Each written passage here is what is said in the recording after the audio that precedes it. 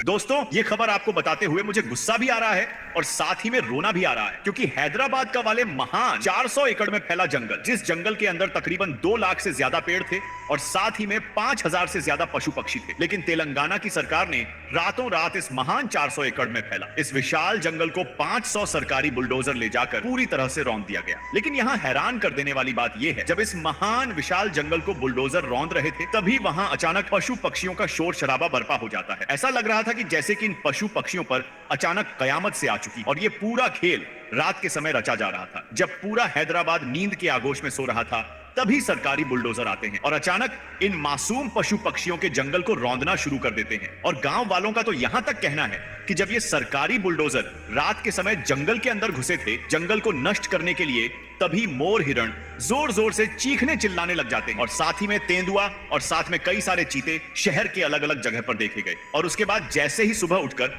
हमने जंगल में जाने की कोशिश करी तो हमें वहां जाने से रोका और हमने दूर खड़े होकर देखा कि बहुत सारे मोर और हिरण जमीन पर पड़े हुए हैं, जो इस दुनिया को छोड़कर जा चुके हैं। ये देखकर तो हमारे पांव के नीचे की जमीन खिसक गई और हमारी आंखें फटी की फटी रह गई। लेकिन अच्छी बात यह है, गांव वालों ने ये सब देख बिना देरी करे हुए विरोध प्रदर्शन शुरू कर दिया और विरोध प्रदर्शन का सरकार पर बेहद ज्यादा असर पड़ा। और इतना ज्यादा विरोध प्रदर्शन देखते हुए आखिरकार सरकार को इस 400 एकड़ में फैला मकान जंगल की कटाई को रोकना पड़ा। और इसके बाद थोड़ी देर के लिए उन पशु पक्षियों को राहत की सांस मिली जो इस जंगल में रहा करते थे। दोस्तों, अगर इसी तरह से चला रहा विकास के नाम पर इन बड़े बड़े विशाल जंगल को नष्ट करते रहे, तो आने वाले समय में हम इन पेड़ पौधों को केवल टीवी में या फिर कहीं म्यूजियम में ही देख पाएंगे। जिस तरह से अभी के समय में हम पुराना समय के महान जानवर को केवल म्यूजियम में देख पाते हैं, क्योंकि पिछले जमाने में भी लोग बड़े बड़े जानवरों का शिकार किया करते थे कुछ पैसे कमाने के लिए, और इसका नतीजा आज ये निकला कि आज इस धरती से बड़े सभी जानवर पूरी तरह से विलुप्त होने की कगार पर है। बाकी दोस्तों,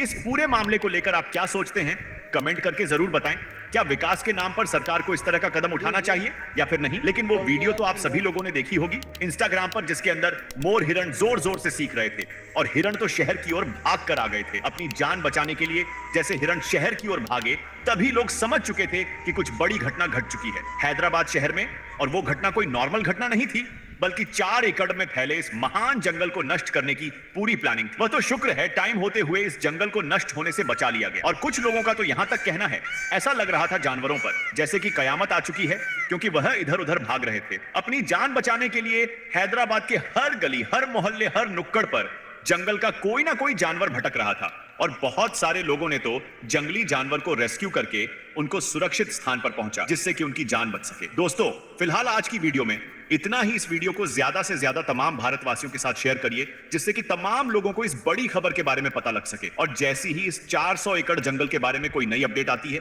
तो मैं आपको जरूर अपडेट करूंगा, क्योंकि यह खबर कोई नॉर्मल खबर नहीं है, बल्कि जरा आप सोच कर देखो 400 एकड़ जंगल कितना होता है। अगर आपको जरा सी भी एकड़ की नॉलेज है या फिर गज की नॉलेज है, तो आपको मालूम होगा 400 एकड़ बहुत नहीं बल्कि बहुत ही ज्यादा होता है। और अच्छी बात यह है, वहां हैदराबाद की यूनिवर्सिटी के छात्रों ने इस जंगल कटाई को रोकने के लिए अभियान शुरू कर, और इस जंगल की कटाई को रोकने के लिए